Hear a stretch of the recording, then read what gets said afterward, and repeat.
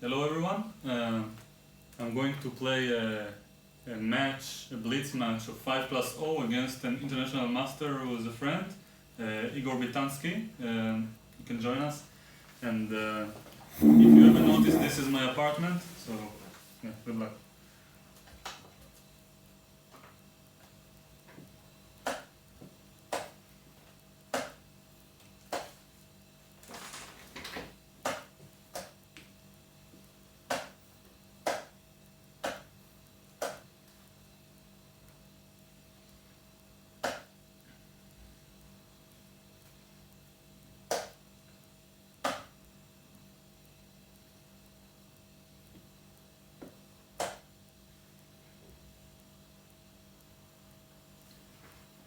Obviously the point of playing a match like this is trash talking while playing, and compared to the Blitz, my opponent can hear me, so I can interrupt and disturb only his thinking process and not only my own. So let's see. I hope the angle is good and everything and that you can see the board. So let's see here. It's gonna be funny to talk about the position actually. So I'll just try to play.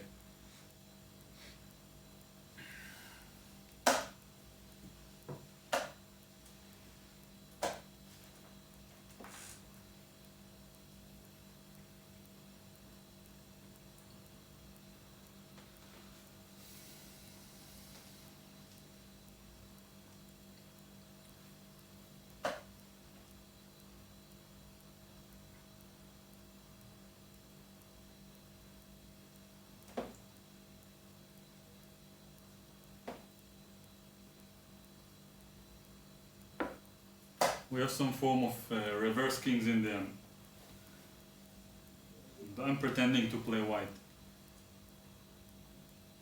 And by the way, I'm recording from my phone, and I'm not using the regular camera and microphone, so maybe you can't hear anything I'm saying. So I hope it will go well.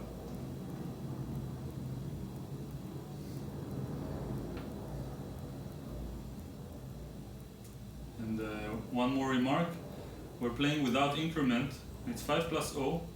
Since I have an old clock and I cannot put increment in it, so unlike ICC and so on, we don't have pre-moves, so the time scramble isn't going to be a nice thing to watch. Isn't going to be pretty.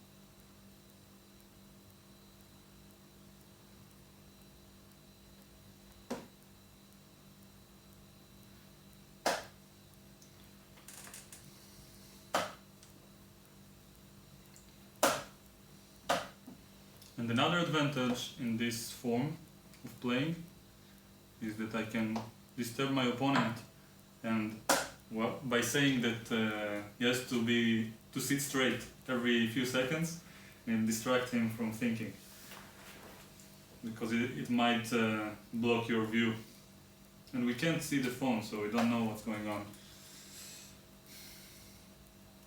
Okay, so I like my position.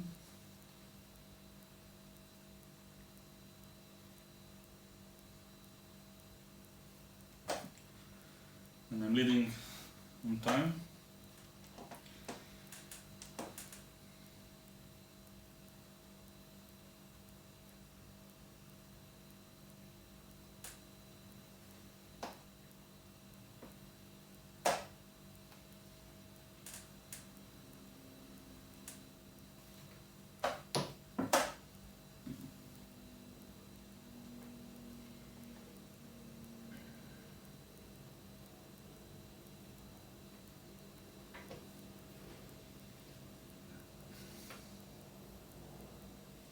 And of course, let me know in the comments what you think about this format.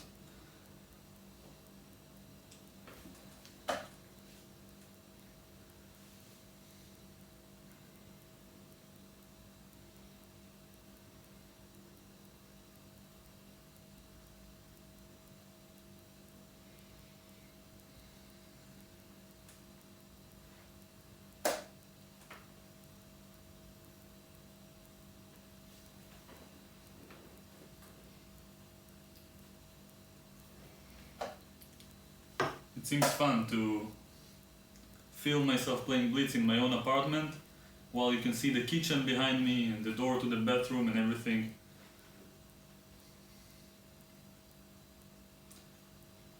I don't think I've seen anyone filming themselves playing Blitz in their own apartment before.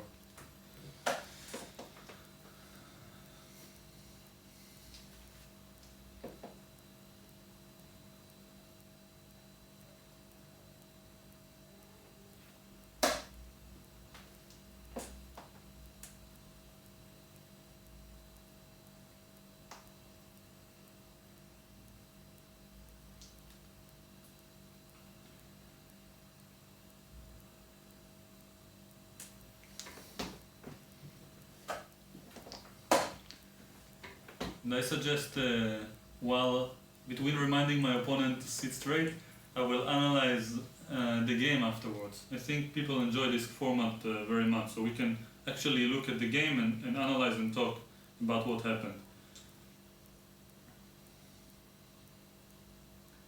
And frankly, it's fun for us, regardless to the viewers, just to exchange our thoughts, and it might help us improve.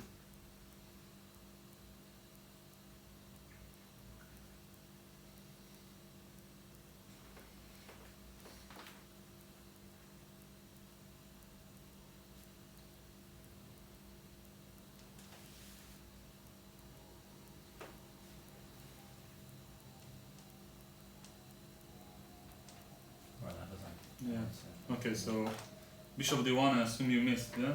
Yes, but I think D4 was just very bad move. Yeah. Because it's okay. This position, so I'm attacking the queen, and if it moves to B2, I have bishop takes F2 check, and the queen can take on C4. And this so yeah, rook D3 is probably winning. So yeah. Yeah, I think this. So let's start from the beginning and see what happened. Yeah. And,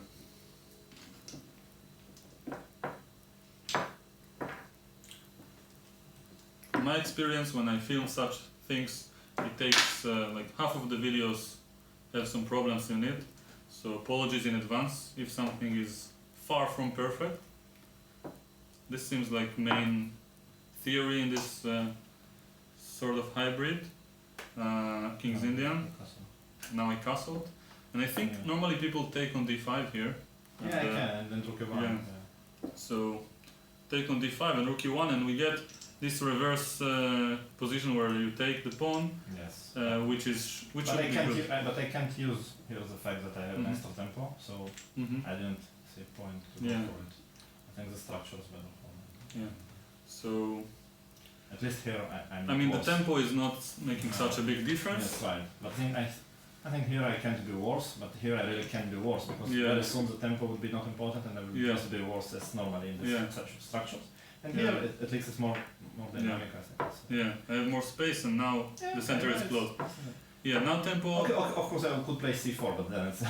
But then makes sense to play. But if I play 98, yes, you oh my god, better for you.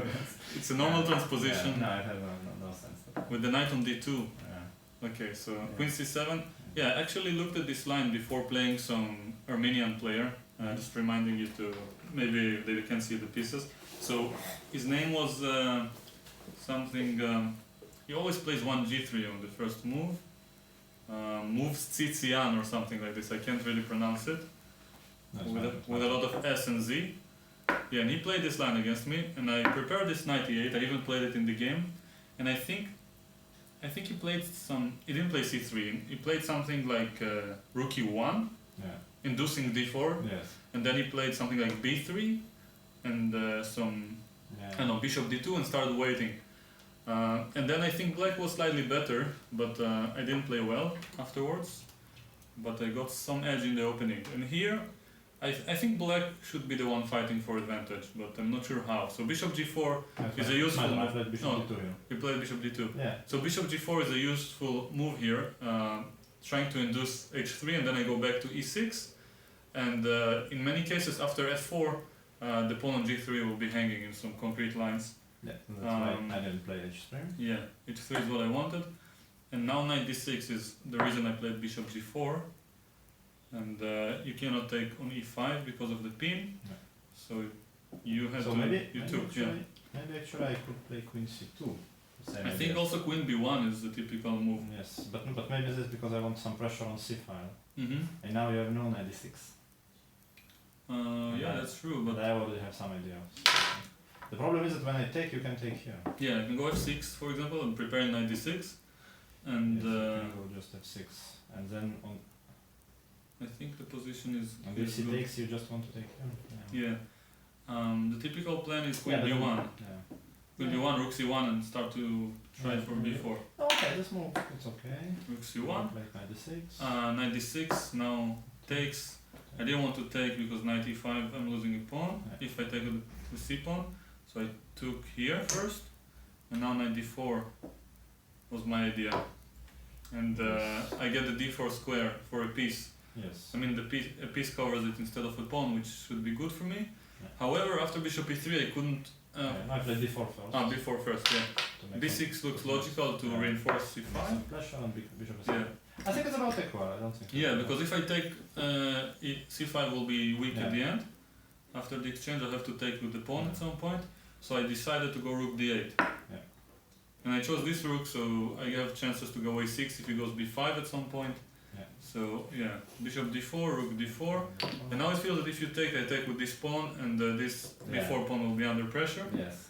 I could took. No, I couldn't. Yeah. No, I think it's okay. Yeah, queen c2 looks good.